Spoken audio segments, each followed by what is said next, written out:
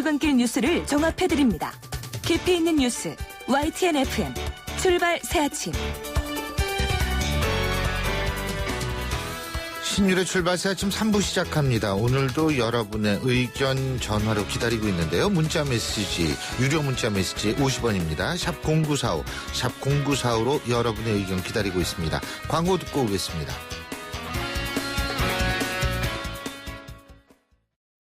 배우 박소연입니다. 한강의 기적 대한민국. 부모님의 사랑과 헌신이 우리의 유산이 되었습니다. 이제 우리가 기적을 이어갈 때입니다.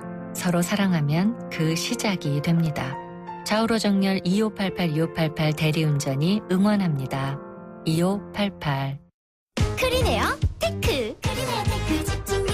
주물 작업, 연마 작업, 페인트 작업, 분진가스 냄새 연기 작업 분진.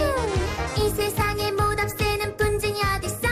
크리네어 테크 집중기가 다 잡아줍니다. 예! 크리네어 테크. 크리네어 테크 집중기. 아유, 세 단계 종이 또 걸렸어? 정말 제본 하나 하려다가 미치겠네. 내가 진작 현대오피스로 바꾸라니까. 오늘 다 날 셀 거야. 이제 스트레스 받지 마세요.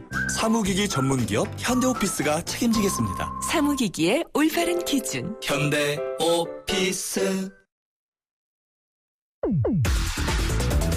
송곳 같은 말, 허무한 말, 우리가 주목해야 될 말을 전해드립니다. 왁자지껄, 말.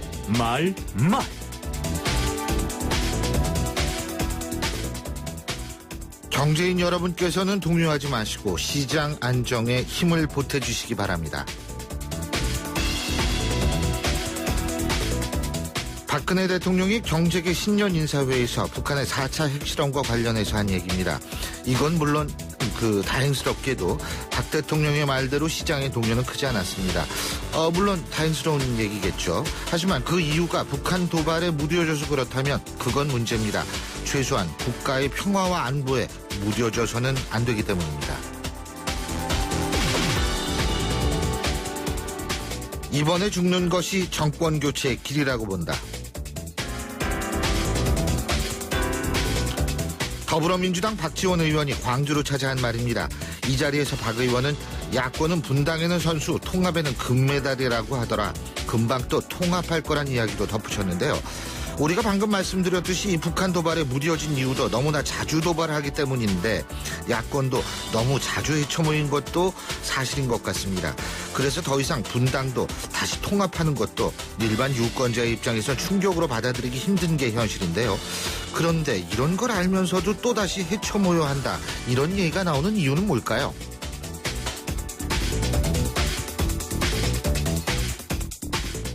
공항은 더 붐빌 텐데 사실상 별다른 대응책이 없다.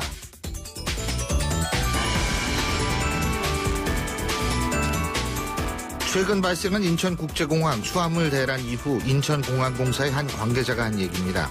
아직까지도 수화물 처리가 일부 지연되고 있다는데 당장 다음 달 설 연휴 때만 하더라도 사고가 발생한 3일보다 더 많은 탑승객이 쏠릴 거라는 관측이 나오고 있습니다.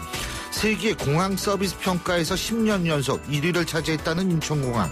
그런데 승객이 몰리면 수화물 처리도 제대로 안 되는데 뭐가 1등이라는 건지 잘 모르겠습니다.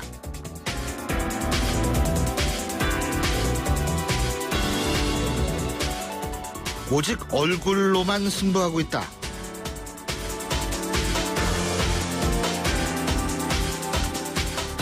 용산 출마 계획을 밝힌 강용석 전 의원이 한 언론 매체에서 밝힌 얘기입니다. 이에 새누리당 김용태 서울시당 위원장 강 전 의원 입당을 막기 위해 어떤 노력이라도 하겠다 이렇게 밝혔는데요. 우리나라에는 직업 선택의 자유가 있습니다. 그런데요, 국회의원이라는 것을 직업이라고 부를 수 있는지는 생각해 봐야 합니다. 국회의원은 국가 경영의 한 축이기 때문인데요. 그래서 국회의원이 인지도 승부로 전락해서는 안 되지 않을까 하는 생각이 듭니다. 인지도보다는 컨텐츠 승부가 돼야 되겠죠? 지금까지 왁자지껄 말이었습니다.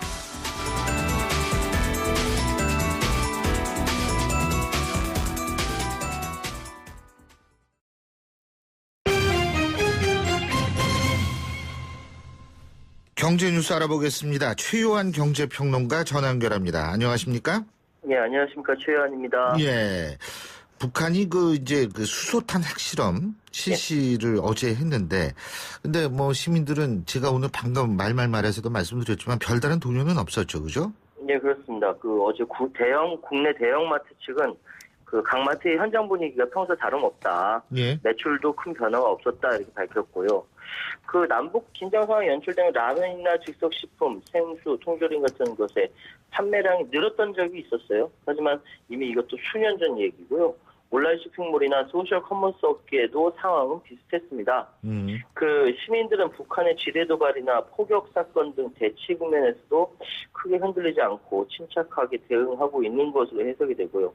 교수님께서 말씀하시는 것처럼 무뎌진 것 같지는 않은데 하여튼 그러면 안 돼요, 근데. 예. 네, 불안감을 내비치는 목소리도 나오지만 평소처럼 일상을 유지하고 있고요. 근데 더 웃긴 건 뭐냐면요. 예.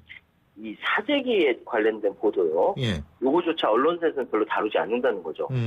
사재기가 더 이상 없으니까. 그렇죠. 예, 근데 이제 TV를 보면은 일부 종합편성 채널의 패널들의 들뜬 목소리를 듣다 보면 전쟁력과 더 걱정스럽습니다. 예. 근데 어쨌든 이 증시, 금융시장 같은 경우에요. 또 이게 이제 핵실험하면 이게 지정학적 리스크가 불거졌다 이런 얘기를 하는데 이 국내 증시의 코스피, 코스닥 좀 이것도 생각보다는 충격이 크지 않았던 것 같아요. 그렇죠? 예, 아시겠지만 이걸 학습 효과라고 하거든요. 대부분의 증시 전문가들이 이 학습 효과로 인해서 북한 리스크가 시장에 미친 영향이 제한적일 것이다라고 진단하고 있었는데 딱 맞아 떨어졌습니다. 실제 북한의 수소탄 실험 소식에도 국내 증시의 코스피, 코스닥 충격이 크지 않은 수준인데요. 어제 코스피 지수는 전 거래일보다 5.10포인트 떨어진 1925.43으로 거래를 마쳤고요. 코스닥 지수도 3.20포인트 오른 682.27로 마쳤습니다. 장중에 1911.61포인트까지 떨어지기도 했어요. 그런데 북한 조선중앙TV의 수소탄 핵실험 발표 이후 오히려 낙폭이 축소가 됐습니다. 왜 그런지 아시죠? 왜 북한 리스크 터지면 오히려 그때가 산 포인트다 이렇게 생각하는 분들이 많대요. 예. 투자자들이 이거를 이제 매수의 기회로 삼은 것이죠. 그래 실제로 3차 핵실험이 있었던 지난 2013년 2월 12일 코스피 지수가 0.26% 하락하는데 그쳤고요. 다음 날인 13일에는 오히려 1.56% 상승한 일이 있었거든요. 이걸 그래서 학습 효과라고 하는 거죠. 전문가들은 이제 과거엔 지정학적 리스크가 우리나라 시장에서 큰 불안 요인을 작용했지만 지금은 북한 문제가 시장을 압박할 만한 요인으로 크게 작용하지 않는다. 시장에 미친 영향이 제한적이다. 과거에 주식시장에서 경험이 많다라는 것은 리스크가 떨어진다, 위험이 떨어진다는 것을 의미하기 때문에 앞으로 또 빠른 회복세를 보일 것이다. 이렇게 해석하고 있습니다. 지금 외신은 이 북한 핵실험 실시에 대해서 어떻게 해석하고 있나요? 일단 사건이 터지자마자 CNN이니 일본 산케이니 해서 하여튼 속속 속보가 이제 올라왔는데 이 중에 CNN이 이 4차 핵실험에 대해서 몇 가지 의문점을 정리해서 보도를 했습니다. 가장 발빠르게요. 첫 번째로는 북한이 왜 수소폭탄을 선택했는가. 그러니까 대외적으로 수준 높은 무기 개발 능력을 과시해서 정권의 기반을 다진 동시에 국제사회의 입지 위상을 강화하기 위한 전략이다. 이게 자랑하려고 한다는 거죠. 그리고 두 번째로 실제로 그러면 수소탄을 보유하고 있는가. 이 부분은 이제 어제도 이병호 국정원장이 이야기를 했지만 어떤 무기보다 훨씬 더 강력한 수소탄의 보유 가능성은 낮다. 오히려 북한 주민들을 결집시키기 위한 목적에 더 비중을 두고 있다. 이렇게 해석을 하고 있습니다. 실제로 어제 보니까 북한 주민들은 발표하니까 만세 부르고 막 그랬다 그러던데 어쨌든 그런 결집 유혹을 더 요구하고 있다라고 해석하고 있고요. 세 번째로는 이로 인해서 북한 주변국들은 얼마나 불안에 떨까. 일단 우리나라는 이제 차분하게 대응하는 것 같고요. 일단 북한의 핵탄두를 장착한 미사일은 한국과 일본까지 닿을 수 있다는 거 일반적으로 알고 있는 거고 현재 10기에서 15기 정도의 핵무기에 있다 이렇게 CNN은 추측하고 있고요. 하지만 대륙간 탄도미사일 ICBM을 발사하는 수준은 아니다. 그러니까 미국까지는 닿지 않는다. 이렇게 해석을 하고 있습니다. 그런데요. 미국에 있어서 그런지 몰라도. 예. 그렇죠. 근데요. 사실은 지금 외국의 증시가 오히려 더 영향을 많이 받았다 이런 보도도 있더라고요. 우리나라보다. 네, 이게 예.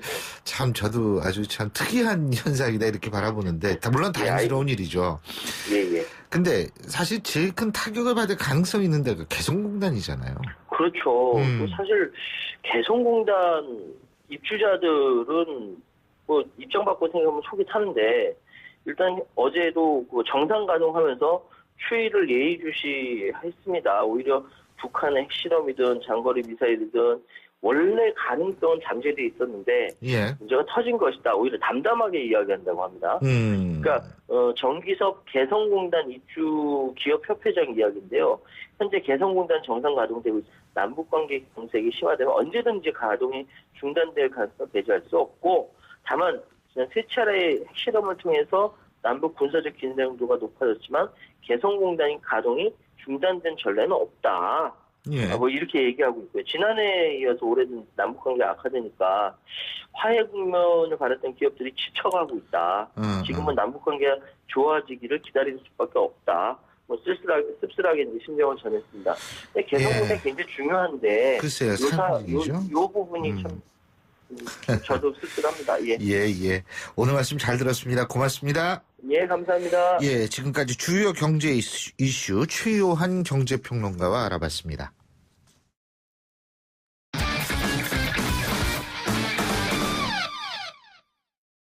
자, 이번엔 스포츠 소식 알아보겠는데요. 최동원 스포츠 평론가 전화 연결. 예. 자, 이번에 스포츠 소식 알아보겠는데요. 지금 전화 연결이 잠깐 고르지 못합니다. 우리가 북핵 실험이 있었음에도 불구하고 또 여러 가지 스포츠 소식은 계속 나오고 있습니다. 이 스포츠, 예, 전화 연결 다시 됐습니다. 최동훈 스포츠 평론가 전화 연결하죠. 안녕하십니까? 예, 안녕하세요. 석현준 선수 말이에요. 예.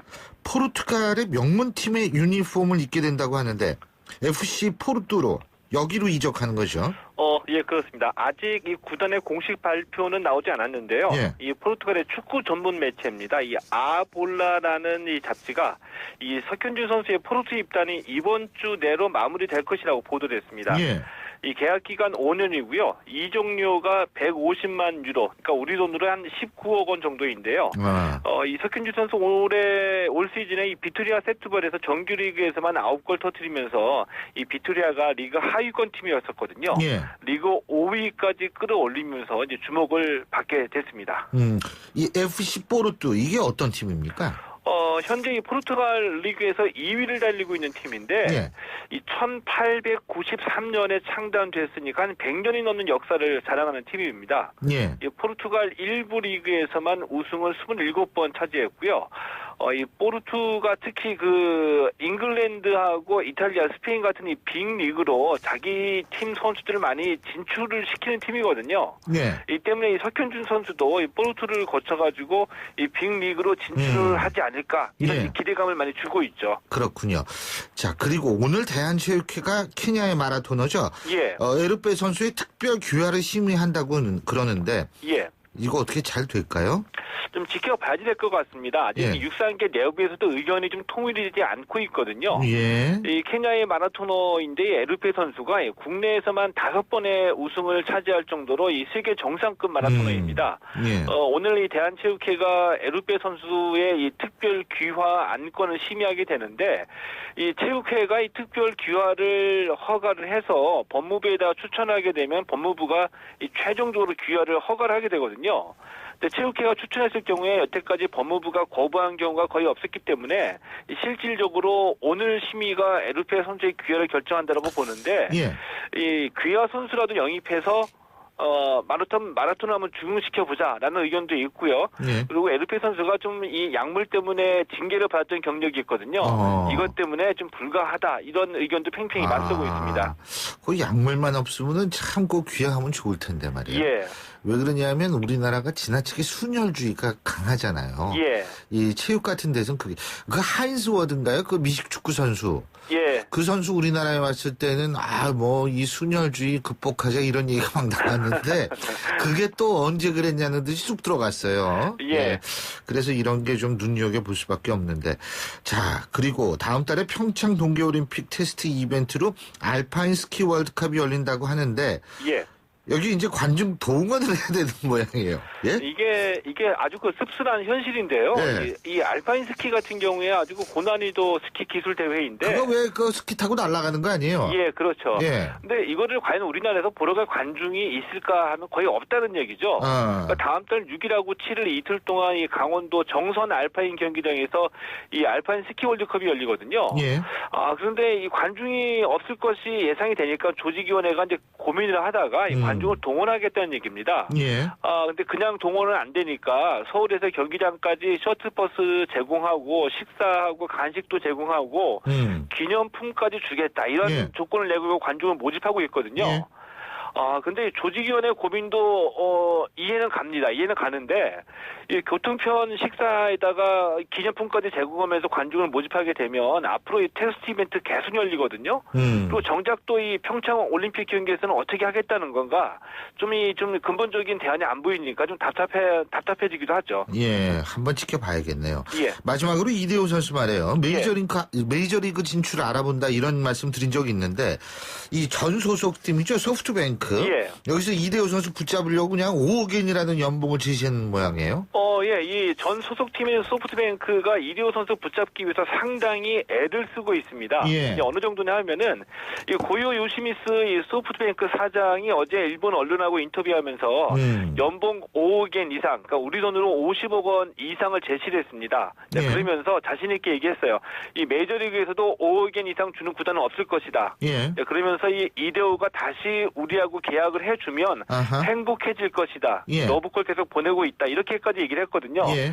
저 정도면은 이 정도의 성의에다가 간절함을 보여주면 예. 마음이 움직일 수도 있을 것 같은데 예. 이대호 선수는 과연 어떤 선택을 할지 좀 궁금해집니다. 저는 이 스포츠계에 돈 얘기 나오면 예. 너무 상대적 박탈감을 많이 느껴서 예. 예, 잘 알겠습니다. 오늘 말씀 여기까지 듣죠. 고맙습니다. 예, 고맙습니다. 예, 지금까지 최동훈 스포츠 평론가였고요. 신율의 출발새 아침 3부 순서는 여기서 줄입니다. 잠시 뒤 4부에서 뵙죠.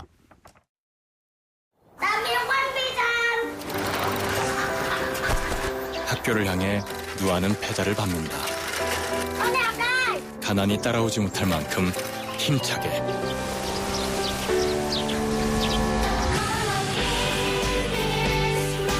후원이 끝나도 마을 스스로 아이를 돌보게 만드는 월드비전 자립마을 프로젝트. 진정한 후원은 후원이 끝나게 하는 것입니다. 후원 문의 1688-3570 1688-3570 진정한 후원을 생각합니다. 월드비전. 날카로운 분석, 내일을 보는 시선, 신율의 출발새 아침. 신율의 출발새 아침 4부 순서 시작할 텐데요. 자, 지금 8시 27분 27초 지나고 있습니다. 교통 상황 알아볼까요? 박호영 캐스터. 네, 신율의 출발새 아침 교통정보입니다. 추위의 기세가 갈수록 매서워지는 목요일인데요. 차량 행렬들 추위를 뚫고 부지런히 이동하고 있습니다. 서남 지역 경인로 따라 여의도 들어가는 차량들 물레동 사거리에서 영등포역 쪽으로 밀리고요. 여의대방로 해군회관에서 여의교 남단 쪽으로도 밀립니다. 주변에서는 상도로 서울대 입구 가는 길 상도역과 숭실대역 사이 사고가 나서 부근 지나기 어렵고요.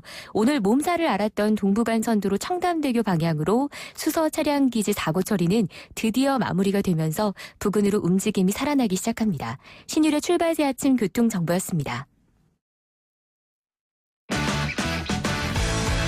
신율의 출발 새아침 신년기획 병신년 올해 이것만은 꼭 한다. 담배값이 너무 많이 올라가지고요. 지금 주머니 사정이 너무 안 좋아요. 직장인인데요. 요즘에 되게 불경기고 안 그래도 지금 뭐 저희 연봉 삭감 때문에 되게 힘든데 담배를 좀 끊어가지고 좀 주머니 사정을 좀 넉넉하게 해가지고 여자친구한테 좀 선물 좀 하려고요. 담배 핀 지 한 10년 정도 됐거든요. 근데 건강상의 문제를 좀 끊으려고 하는데 이제 제일 큰 이유는 집에서 어머니가 모르시는데 자꾸 치아가 누래진다고 혹시나 담배를 피냐고 물어보시길래 자꾸 찔려서 금연을 하려고 요즘에 좀 계획을 크게 다짐했죠.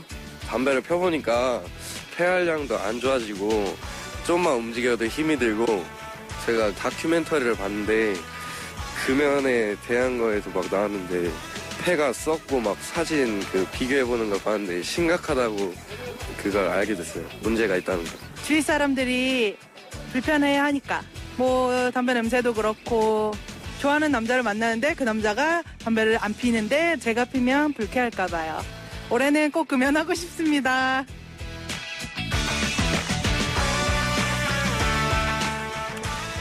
새 금연 계획에 대해서 시민들의 의견 들어봤는데요. 2016년 한 해를 어떻게 보내야 하나. 참 이런저런 계획으로 고민 많으실 시기죠. 대표적 결심, 그러면 이제 금연 얘기할 수 있죠. 그 다음에 이번엔 영어를 내가 좀 통달하겠다. 이런 결심도 하시고, 다이어트, 나 이제 이번엔 꼭 다이어트에 성공하겠다. 운동 좀 해야겠다. 이런 생각, 결심들 많이 하시는데 이게 작심삼일로 끝나는 경우가 많습니다.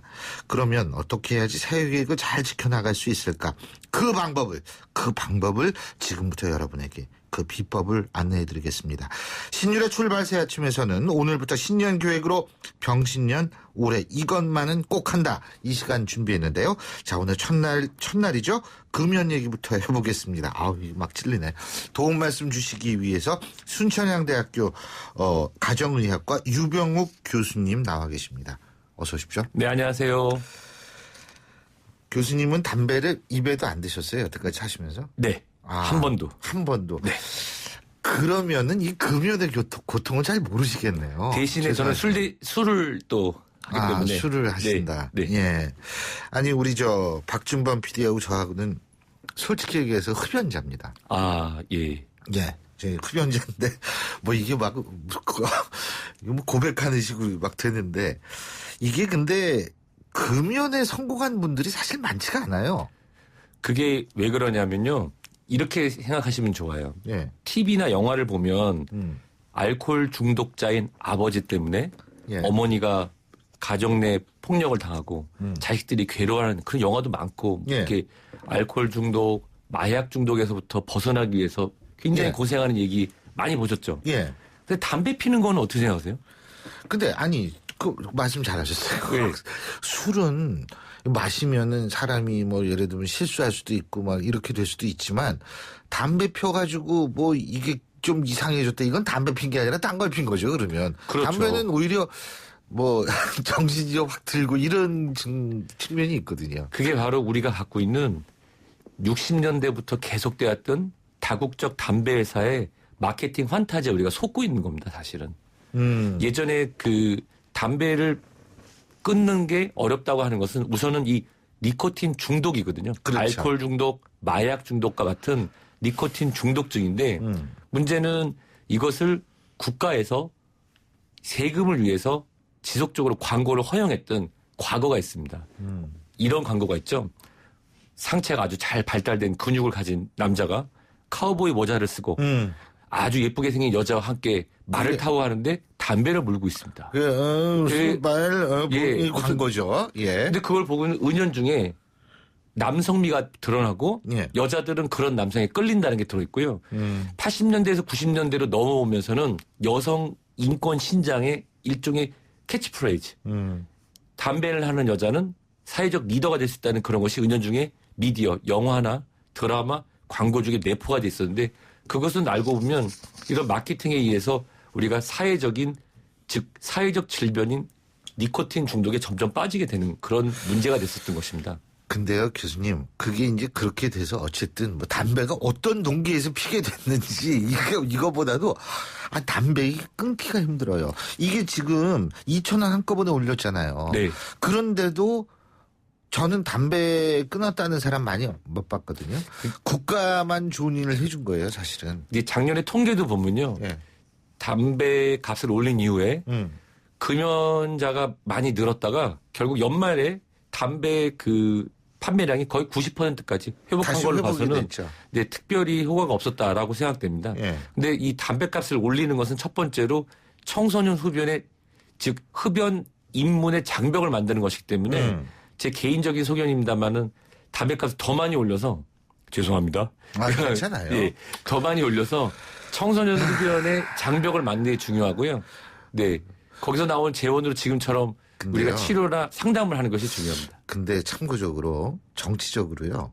이 담배값을 더 올리면은 그때는 그 정부가 굉장히 힘든 상황에 빠질 수가 있어요. 선거라든지. 근데요, 사실 독일 같은 경우에는 요새 담배값이 10,000원이 넘거든요. 한 갑에. 예? 그러니까 지금 교수님 말씀이 근거가 없는 말씀은 아니다. 저희 얼마나 객관적이고 냉정한 진행을 하고 있습니까? 예, 지금? 호주는 예. 지금 한 22,000원 정도 하는데요. 22,000원. 한 갑에 50kp가 들어있어서 뭐 12,000원 꼴이다 하지만 중요한 건 기존의 흡연자에 대한 그런 상담 치료가 마약 중독이나 알코올 중독처럼 인지를 높여서 지속적으로 상담을 하게 해주는 동시에 청소년들이나 젊은 분들의 흡연의 그런 장벽을 못 들어오게 막는 것이 중요합니다. 그리고 교수님께 또 여쭤볼게. 우리나라 이제 담배 경고 그림이 들어가지 않습니까? 그죠? 네. 12월부터 2016년 12월부터 들어간다 그러는데 사실 다른 나라 가보면 동남아 같은 데 가보면 근데 이 그림이요. 문맹률이 높은 나라에서 그림을 보통 집어넣거든요. 근데 사실 유럽은 이런 그림 안 집어넣는데 어쨌든 우리는 문맹률이 낮은데도 집어넣겠다. 좋습니다. 근데요. 그것이 효과가 있을 거라고 보십니까? 우선은 시각적 효과가 굉장히 뛰어납니다. 그냥 간단하게 스모킹 킬 이렇게 써 있잖아요. 예. 예, 담배는 살인입니다. 예. 근데 그런 문구들이 와닿지 않는 이유는 이 니코틴 중독에서 헤어나지 못하고 담배로 인한 어떤 폐 외의 다른 합병증이 15년에서 20년 뒤에 나타나니까 당장은 모르죠. 우리나라 역사상 가장 금연 시도 확률이 높았고 성공률이 높았던 해가 바로 제가 개인적으로 좋아했던 고 정주일 씨가 담배로 사망했을 때, 폐암으로 사망했을 때. 네, 그때 이제 이런 얘기를 했거든요. 여러분 담배 꼭 끊으셔야 됩니다. 질문 있습니다. 네. 요 순간에. 제가 알기로는 이주혜 씨, 고 이주혜 선생이 걸린 폐암은 흡연과 상관없는 폐암이라고 알고 있는데요. 맞습니까? 정답은 세모입니다. 왜냐하면 보통 우리가 평평세포암인 경우에 평평세포 폐암인 경우에 담배에 연관이 많다라고 하지만 최근에는 여성에서 세 번 강조했습니다. 여성에서 비흡연자에서 여성 비흡연자에서 늘어나는 이런 선암 같은 경우는 기존에는 폐암과 흡연하고 관련이 없다고 했지만 최근에는 많이 관련이 있는 것. 당시 고 이주일 선생이 돌아가셨을 때는 큰 관련이 없는 것으로 언론 보도가 있었지만 이후에 그런 의학적 근거를 봤을 때는 관련이 없지 않습니다. 그게 일종의 흡연자들의 자기 위안일 뿐이죠. 그 위안 하나만 더 여쭤볼게요. 흡연하면은 치매, 이 뇌에 무슨 뭐가 있어가지고 치매에 걸릴 위험도는 낮아진다는데 사실입니까? 정답은 절대 X입니다. 절대 아니다. 왜냐하면 담배를 피시게 되면 혈관성 치매의 확률이 7배까지 올라간다는 연구 결과가 있습니다.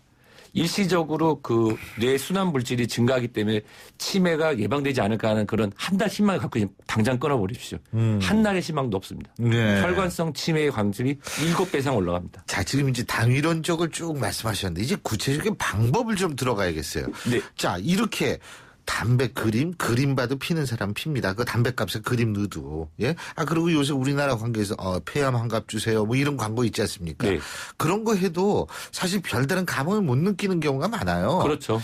자, 그렇게 되고, 그거 어떻게 끊어야 돼요? 끊으려면. 일단은 담배는 사회적 질병입니다. 예. 본인이 담배 환자라고 생각하십니까? 저는 사실 그렇게 생각 안 합니다. 이걸 바꿔야 됩니다. 예. 나는 담배 중독 환자다. 알코올 중독 치료의 첫 번째는 인지입니다. 그래서 치료 방법은 나는 담배 중독 환자라는 걸 인지하고 환자분들은 어디 가셔야 되죠? 병원에 가야죠. 네, 다행히 지금 이제 지원금도 많이 금연 성공 지원금 있을 뿐만 아니라 보건소 그 외에 이제 가까운 병의원 꼭 큰 병원 가실 필요 없이 병의원에서도 금연 관련에 대해서 교육을 이수한 동네 주치 선생님들께서 환자분들을 지금 기다리고 있습니다. 국가에서 지원금도 받고 건강도 지킬 수 있습니다. 왜냐하면 고혈압, 당뇨, 고지혈증, 이상지혈증 치료받으러 2달에 한 번씩 3달에 한 번씩 약도 받으시고 왜 그렇게 하시죠? 오래오래 건강하게 사시려고 하시는 거죠. 그런데 왜 사회적 질병인 담배 중독은 치료하지 않으십니까? 교수님, 근데 거기 가면은 뭐를 해줘요? 거기 오면은 우선은 폐로 검사를, 호기 검사를 해서 예, 부는 것도 하고 공 확 올라가는 거. 네, 그것도 해서 폐기능도 잴 뿐만 아니라 니코틴, 그다음에 이산화탄소 잔류량도 체크하고요. 소변 검사를 통해 가지고 이산화탄소 잔류량이 산소 저거죠. 이제 우리 폐활량을 갖다 간접적으로 알 수 있는 가장 쉬운 방법입니다. 그러니까 이렇게 불면은 잔류 이산탄소량. 산소 포화량이든가? 산소 포화도는 이제 손톱에 이렇게 손톱에 되게 꼭지 끼고 있으면 영화 나무처럼 또 하면서 숫자가 98, 97 이렇게 되는데 그건 상관없는 거예요? 그것도 상관 있죠. 근데 그건 좀 정밀한 검사고요. 폐기능이 떨어지는 분들은 그 상태에서 우리가 트레드밀이라고 해서 걷는 기계에 올라가면은 그게 99였던 게 97, 98, 95, 96까지 툭툭툭 떨어지는데 건강한 사람은 안 떨어집니다. 그래서 병원에 오시면 그런 기초적인 검사하고 상담에 따라서는 붙이는 거나 아니면 요즘에는 안전하게 먹는 약도 있거든요. 먹는 약이요? 먹는 약도 안전하게 처방이 가능합니다. 근데요, 교수님, 제가 완전히 이거 재상담 모드로 들어갔는데 제가 패치도 붙여봤어요. 네. 근데 그런 분들이 많습니다. 지금 우리 담배 피시는 분들 중에서. 근데요, 제가 솔직히 말씀드릴게요. 이거 붙였잖아요. 그 니코틴 패치. 붙이고 담배 피면 담배 맛이 더 좋아요. 그게 바로 술을 마실 때 양주에 폭탄주를 먹으면 더 기분이 좋다고 느끼는 뇌의 환타지입니다. 이게 바로 중독. 그러니까 결국 담배, 그러니까 알코올 중독은 치료해야 되는 병이라고 인지하는 사회적 현상에서 담배는 병이 아니다. 담배는 사회적 질병이고 그렇죠. 내 세상에서 끝나는 것이 아니라 내가 자식에게 물려주는 또 다른 사회적 질병이 됩니다. 근데 그 먹는 거는 좀 효과가 있다라는 얘기 들어본 적이 있거든요. 왜냐하면 우리가 이제 담배를 피게 되면 결국은 뇌에서 도파민이 주는 그런 판타지에 빠지는 거거든요. 근데 그거를 우리가 다른 기쁨을 줄 수 있는 약으로 대체하면서 약을 드시게 되면 특정한 약을 드시게 되면 담배를 펴도 마치 입에 물고 있고 연기만 나가지 담배가 주는 기쁨은 오지 않습니다. 그러니까 기쁨이 오지 않으니까 약으로 해서 보통 금단 증상은 막 4주고 1년이고 할 것 같은데 실제로 금단 증상은 1주 첫 번째 7일이 피크가 되고 2, 3주면 사라지거든요. 우리가 알코올 중독보다 소금 중독 끊는 게 쉽고요. 소금 중독하고 담배 중독은 끊는데 알코올 중독보다 그렇게 어렵지 않습니다. 그렇습니까? 네. 그래서 제가 술 말씀을 드린 게 담배를 끊는 거 실패하시는 가장 큰 이유는 술을 마심으로 인해서 담배를 부르게 되는 또 다른 도파민의 환타지. 즉 술을 먹게 되면 담배를 피우고 싶은 욕구가 막 올라가거든요. 그거는 담배가 줬던 그런 기쁨들 머리에 기억하고 있는데 그건 우리 머리가 착각을 하고 있는 겁니다. 그것만 교정을 해주면은 돌아오죠. 그거는 그러니까 금단 현상이라고 볼 수 없다. 그죠? 그렇죠. 그건 또 다른 유혹이고, 네. 근데 저는 많은 분들한테 이렇게 상담을 해드려요. 자녀분이 어떻게 있으십니까? 저 딸 하나입니다. 어떻게 학교 어디 다니시죠? 지금 중학교 2학년인데 그러면 그 따님 지금 아빠랑 곧 맞담배 필 나이가 올 겁니다. 왜냐하면 이미 피고 있을 겁니다. 어머니가 담배를 피면 아들은 100% 피고요. 아빠가 담배를 피면 딸은 70% 이상 핍니다. 그 이유는 엘렉트라 콤플렉스라든지. 우리 딸 애들은 안 핍니다. 근데. 절대로 그거는 아무도 모릅니다. 그건 알아요. 왜냐하면 담배 냄새 그렇게 싫어해가지고. 아까 그 도입부에 나왔던 여성 그 목소리 기억하시죠? 네. 엄마들은 모릅니다. 아빠들도 모르고. 근데 담배 냄새 그렇게 싫어해가지고 저를 가만 안 두는데. 담배 냄새 싫어하지만 니코틴은 좋아할 수도 있죠. 그럼요. 아빠가 담배 피면 딸 무조건 왜냐면 아빠가 멋있기 때문에 따라갑니다. 담배 안 끊으면 자녀분들한테 또 다른 사회적 질병을 물려줄 수밖에 없습니다. 그 유전병이 된다 이 말씀이시죠? 이거는 그죠? 사회적 유전이죠. 유전입니다. 맞습니다. 뜨끔하시죠?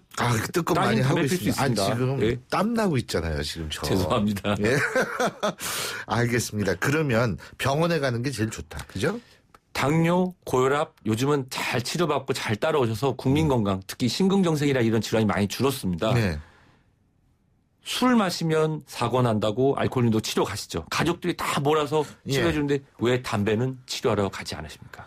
알겠습니다.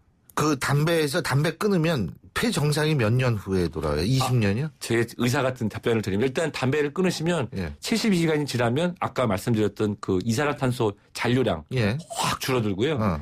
그리고 제일 궁금해하시는 게 지금 담배 펴서 폐암을 주거나 똑같지 않겠어? 이미 늦지 않았어? 그러시는 분인데 지금부터 담배를 끊고 7년이 지나시면 담배를 한 번도 피지 않으신 분하고 똑같은 폐암 발생률을 갖게 됩니다. 7년. 7년. 어떤 연구는 10년이나 나오는데 7년짜리 연구도 있고요. 우리가 담배 피면 대장암 위암, 그 기타 간암 등의 원인이 되는 거 모르고 폐암만 생각하시거든요. 담배를 끊게 되면 3년 후부터는 위암, 대장암의 위험성도 같이 줄어들게 됩니다. 예, 3529님, 신유 교수님 오늘 무지하게 혼나시네. 예, 혼나고 있습니다. 7년 후면은 그렇다. 알겠습니다. 제가 사실 50이 딱 넘으면서 담배 끊으려고 생각을 했었는데 지금 어느덧 50대 중반이 넘었는데 아직 못 끊고 있습니다. 오늘 교수님 말씀 듣고서 저도 좀 생각을 다르게 해봐야겠네요. 하실 수 있습니다. 감사합니다. 네. 예, 지금까지 순천향대병원 가정의학과 유병욱 교수였습니다. 교수님 고맙습니다. 감사합니다. 건강하세요. 예. 신율의 출발새 아침 오늘 순서 시작합니다. 오늘 아침 당신이 듣고 싶은 뉴스 94.5MHz YTN 뉴스 FM 신율의 출발 새아침.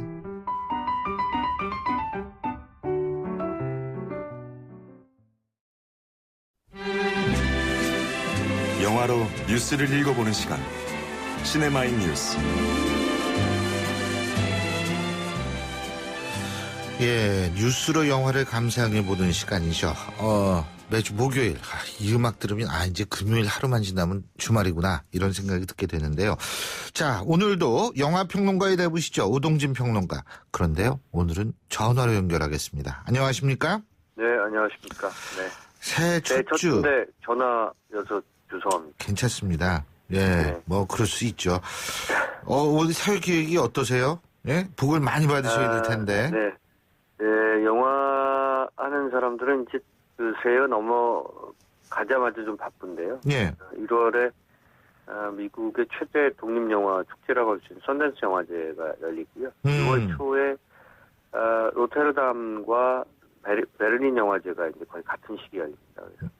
그래서 초반부가 사실은 영화제를 좀 챙기는 사람들에게는 바쁜 시기가 되고 있고요. 저도 선댄스 영화제를 갔다 온 지가 조금 돼서 지금 대륙 쪽에 그 영화 현황들을 좀 알아보기 위해서 이번에 선댄스 영화제를 갈 계획으로 있습니다. 예.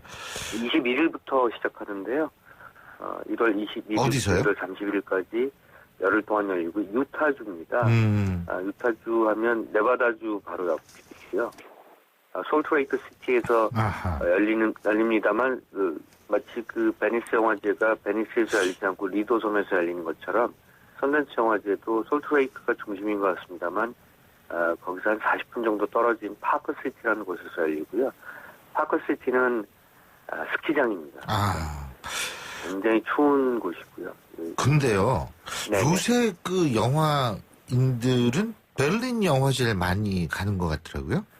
선댄스 영화제가 한동안 그 국내 영화인들에게 굉장히 주목받는 영화제였고요. 선댄스 영화제를 통해서 많은 그 인디펜던트 영화들이 한국에 소개되고 수입되곤 했습니다. 네. 지금 선댄스 영화제를 거의 가지 않는 경향을 보이고 있고요. 선댄스보다는 베를린 영화제로 지금 대거 몰리고 있는데 여러 가지 요인이 있습니다만 어쨌든 국제영화제들, 해외에 있는 국제영화제들도 마케팅 경쟁을 벌인다는 것이 분명하고요. 베를린 영화제가 그만큼 한국 영화인들을 대상으로 해서 굉장히 많은 그런 홍보 활동을 포함해서 마케팅 활동이 강화됐다는 것을 보여주고 있고요. 선댄스 영화제에서 소개되는 영화들이 국내에서 그렇게 크게 흥행을 하지 못했다는 것, 지난 한 2, 3년 동안, 3, 4년 동안 그랬다는 것을 보여준 거죠. 그럼 다소 지나치게 미국적인 영화들이 많다는 것이 아무래도 국내 영화인들에게 좀 메리트가 떨어지는 그런 역효과를 보여주지 않았나 하는 생각이 듭니다. 베를린 영화제에서 이제 유럽의 아트 영화들이나 이런 것들이 많이 소개되니까 많은 한국인들이 베를린 영화제를 가고 있는 것 같습니다. 예. 자, 우리나라 대표적인 영화제 하면은 부산 영화제죠, 그죠? 네. 근데 어떻게 심각한 상황으로 점점 가고 있는 거죠, 지금. 그래요? 네. 그래서 지난해 여러 가지로 그 영화제 측의 노력 등등 해서 그 부산시와의 갈등이 봉합되는 형태로 갔습니다만 지금은 단순하게 부산시하고의 그 싸움이 아니고 양측 간의 어떤 그런 갈등이 아니고 영화제와 국가, 정부, 중앙정부 그리고 문화계와 중앙정부의 어떤 그런 갈등으로 비화되거나 확전되는 형태로 지금 수순을 밟고 있는 것 같습니다. 어쨌든 지난 연말에 부산시가 부산영화제 핵심 인사들을 검찰 고발한 것이 화근이 된 것 같고요. 이게 검찰에 고발할 상황까지 가는 것이냐, 이런 지금 여러 가지 의문부호를 계속 만들어내고 있는데요. 부산영화제를 포함해서 그 부산시에 있는 문화계 그 인사들을 중심으로 해서 지금 변호사비 모금 활동 이런 것들이 벌어지고 있고요. 그래서 이제 뭐 일일 호프 뭐 등등 이런 그 행사들이 이어지고 있는데 사람들이 자꾸 모인다는 거죠. 사람들이 모이고 목소리를 만들어내고 뭔가 그 저항의 어떤 그런 행위들이 이루어지고 이런 것들은 확전의 형태로 간다는 것이니까 사실 좀 문제입니다. 이걸 어떻게 해결해야 될지 지금 해결의 단초는 아직 마련되지 않고 있어서 사태의 추이를 지켜봐야 될 것 같습니다. 예. 자, 내부자들 흥행은 계속되는 모양이에요? 네, 감독판 흥행이에요. 감독판. 네. 원래 영화 상영판 2시간 10분짜리가 한 710만 정도의 관객을 모았고요. 여기서 50분 정도가 늘어난, 그러니까 3시간이 좀 안 되는 그런 시간대인데요. 마치 그 예전에 세지오 레오네 감독의 원스 어폰 타임 인 아메리카 같은 영화들, 이런 영화들이 이제 3시간 가까이 됐었죠. 워낙 이제 스토리가 강하고, 그 내러티브 구조가 워낙 잘 짜여져 있었던 만큼 그 3시간이든 4시간이든 그 관객들이 그 영화에 대한 선호도가 굉장히 높았거든요. 내부자들도 50분이 늘어나서 3시간 가까운 영화임에도 불구하고 지금 관객들의 열기가 집중되고 있습니다. 그래서 100만 이상 관객을 모았고요. 18세 이상의 영화임에도 불구하고 감독판을 포함해서 800만까지 모았다는 것은 지금 대단한 흥행세를 보이고 있다는 겁니다. 그래서 18세가 아니고 15세였다면 이 영화는 이미 진작에 1000만 관객을 넘었다는 것을 보여주는 대목이고요. 한국에서 감독판이 이렇게 100만 관객을 넘은 적은 한 번도 없습니다. 감독판이 50분 이상 덧붙여져서 상영되는 것도 처음이고요. 그래서 국내 극장가의 여러 지형도를 지금 변화시키고 있는 영화다 이렇게 보시면 좋을 것 같습니다. 그 정우성 씨가 주연하고 제작한 영화가 있는 모양이죠? 네. 나를 잊지 말아요? 네. 예. 오늘 개봉합니다. 예. 그래서 아마도 사실은 연말에 그 내부자들 그 개봉 이후에 히말라야, 대호, 그리고 스타워즈 이 삼각편대가 뒤따르면서 이제 내부자들의 흥행세가 꺾일 것이다 이렇게 봤었고요. 그 3편의 영화가 연초까지 그 흥행세를 이어갈 것이다 이렇게 예상을 했었는데 사실은 그렇지 못했었죠. 예. 히말라야가 독주를 좀 하고 대호하고 스타워즈가 좀 떨어지는 모양새를 보였었는데요. 그 바통을 이어받는 것이 정우성 주연의 나를 잊지 말아요가 아닐까 지금 이렇게 극장가는 예상을 하고 있고요. 예. 멜로드라마입니다. 그래서 국내 그 멜로 영화가 그리 많이 나오지 않았고요. 특히 2015년에 그런 측면에서 그 이런 러브 스토리에 대한 갈증과 갈구가 있는 그런 여성 팬들 또 젊은 그 관객층들에게 굉장히 크게 인기를 모으지 않을까 이렇게 예상하고 있습니다. 영화 내용에는 반전이 많습니다. 그래서 스토리를 공개하기가 굉장히 어려울 정도로 완전히 반전이 있어서요. 기억을 잃은 남자, 10년 동안 기억을 잃은 남자, 지난 10년간의 기억을 잃은 남자와 그 남자를 그 돌보는 여자의 러브 스토리. 여기까지만 말씀드립니다. 알겠습니다. 네. 자, 오늘은 어떤 음악을 듣죠? 끝으로? 선댄스 얘기를 했으니까요. 사실은 그 선댄스 영화제가 만들어진 게 로버트 레드포드가 그 내일을 향해 살아에서 성공한 이후에 그것을 기념하기 위해서 만든 겁니다. 아, 그래요? 내일을 향해 살아가 그 원제가 선댄스 키즈 앤 부치 캐시디라는 제목이었거든요. 그래서 어떻게요? 로버트 레드포드가 맡았던 역할 이름이 선댄스 키즈입니다. 그래서 그 영화 때문에 만들어진 영화가 선댄스 영화제니까요. 그러니까 그 영화 선댄스 키즈로 로버트 레드포드가 나왔었다. 그렇죠. 그죠? 거기서 이제 세계적인 배우가 됐죠. 그래서 32년 전에 그래서 이 로버트 레드포드가 자신을 키워준 영화를 기념하고 그리고 그 미국의 어떤 영화들 독립 영화들을 집대성시키기 위해서 만든 영화죠. 이제 선댄스 영화제입니다. 그 영화에 나오는 음악이 아마 여러분들 굉장히 귀에 익숙하신 Raindrops Falling on My Head라는 노래입니다. 예. 선댄스 영화제를 제가 말씀드렸고 제가 다녀올 생각도 하고 있어서요. 예. 그 노래를 골랐습니다. 알겠습니다. 그러면 끝으로 BJ 토마스가 부르는 Raindrops Keep Falling on My Head 함께 들으면서 오늘은 여기서 작별하죠. 오늘 말씀 잘 들었습니다. 고맙습니다. 네, 감사합니다. 예, 지금까지 오동진 영화평론가와 함께했고요. 자, 지금 Raindrops Keep Falling on My Head 나오고 있죠. 자, 이 노래 함께 들으면서 신율의 출발 새아침 목요일 순서는 여기서 모두 줄이겠습니다. 오늘 하루도 여러분 정말 행복한 하루 되시길 바라겠고요. 분명히 어제보다 나은 하루가 되시길 바라겠습니다. 전 내일 아침 7시 15분에 다시 오죠. 신율이었습니다. 고맙습니다.